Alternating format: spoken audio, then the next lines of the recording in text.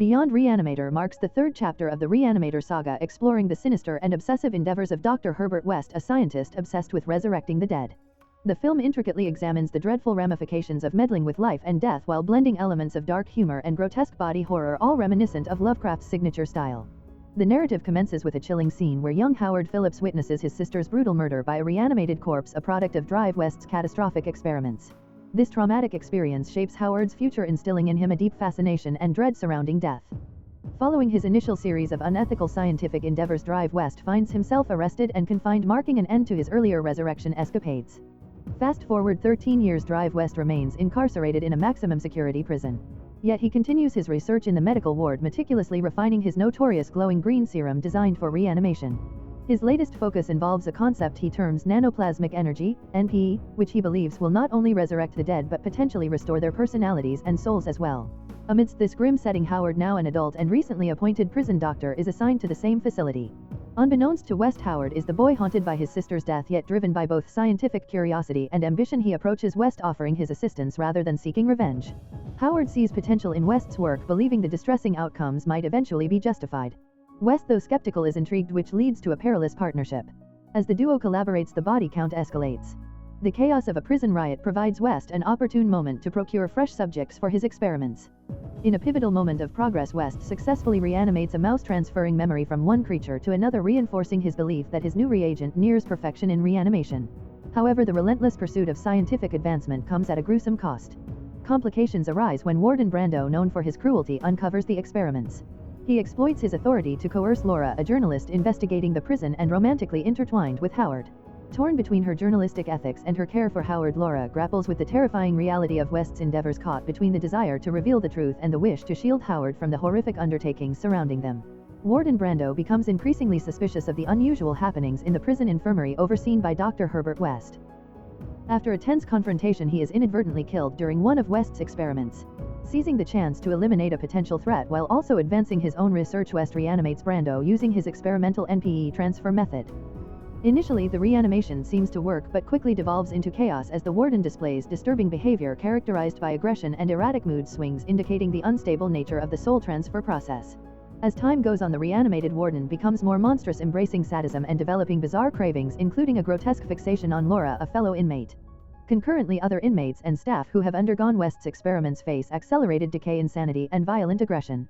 The atmosphere in the prison deteriorates into a veritable nightmare as these reanimated corpses turn on both fellow inmates and guards, unleashing chaos throughout the facility. Amidst this turmoil, Howard, a fellow inmate, begins to question the morality of West's experiments and confronts him about the consequences of his work.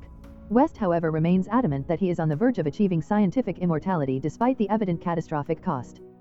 The prison transforms into a horrific landscape replete with howling corpses and mutilated guards, emblematic of West's moral descent. In a climactic showdown, Howard, along with Laura, attempts to escape the prison while West desperately tries to salvage his research. They fight their way through swarms of violent reanimated prisoners, eventually reaching the laboratory where they confront the Warden in a grotesquely mutated state, consumed by madness. A brutal battle ensues, culminating in the lab being engulfed in flames. West, always the survivalist, manages to flee through a secret tunnel, leaving his fate ambiguous but implying that he will continue his research elsewhere. On the other hand, Howard and Laura emerge from the carnage bloodied and traumatized but alive. As emergency sirens blare and helicopters approach, the camera focuses on the smoldering ruins of the prison, symbolizing the disastrous consequences of unchecked human ambition in the face of ethics. The film concludes with an ominous twist as West, disguised, boards a train holding a vial of his glowing serum, hinting that his relentless quest for power over life and death is far from over. In a poignant flashback, the story reveals a young Howard as he witnesses the horrific death of his sister at the hands of a reanimated creature, framing the tragic cycle of resurrection that West has initiated.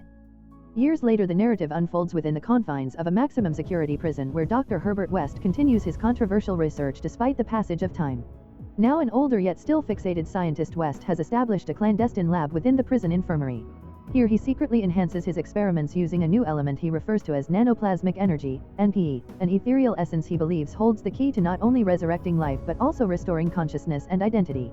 His experiments extend to both laboratory mice and deceased inmates, all conducted discreetly to avoid detection from the prison guards. Amidst this backdrop, Howard, now a young adult and newly appointed prison physician, returns to the very prison where West is incarcerated. Haunted by past traumas, he seeks not revenge but comprehension. Approaching West under the pretense of professionalism, their initial reunion is marked by a mixture of tension and civility. Howard presents himself as a doctor engaged in advanced biochemical theory, piquing West's interest, particularly due to his access to the infirmary. Intrigued by the prospect of collaboration, West agrees to partner with Howard, forming an uneasy alliance driven by their mutual fascination with the concept of resurrection. The prison itself is a microcosm of brutality and dominance ruled by the tyrannical Warden Brando. His sadism extends to both inmates and staff, and he exhibits a disturbing interest in Laura, a young journalist chronicling the prison's deplorable conditions. Laura's connection to Howard complicates matters further, as Brando's predatory behavior casts a dark shadow over their lives. As West and Howard proceed with their experiments, they achieve a breakthrough, successfully reanimating a rat by combining NPE with a chemical reagent.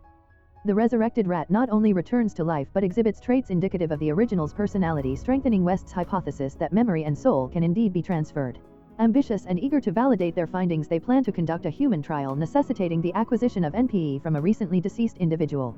A violent altercation in the prison presents them with the opportunity. They seek an inmate executed by lethal injection. West, driven by his ambition and indifference to ethical considerations, attempts a transfer into another corpse using the harvested NPE. While the initial results appear stable, the reanimated subject soon spirals into chaos, displaying psychotic behavior, hallucinations, and violent tendencies. Despite the alarming signs, West remains resolute in his pursuit of knowledge, while Howard grapples with ethical dilemmas, increasingly ensnared in their dark experimentations. Brando's paranoia intensifies as he becomes aware of unusual happenings in the infirmary.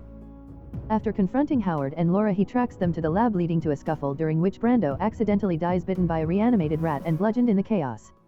Seizing the moment, West decides to experiment with his serum on a high-functioning subject and successfully reanimates the Warden through the NPE transfer method using a previously healthy donor. Warden Brando is resurrected, initially appearing calm and cooperative.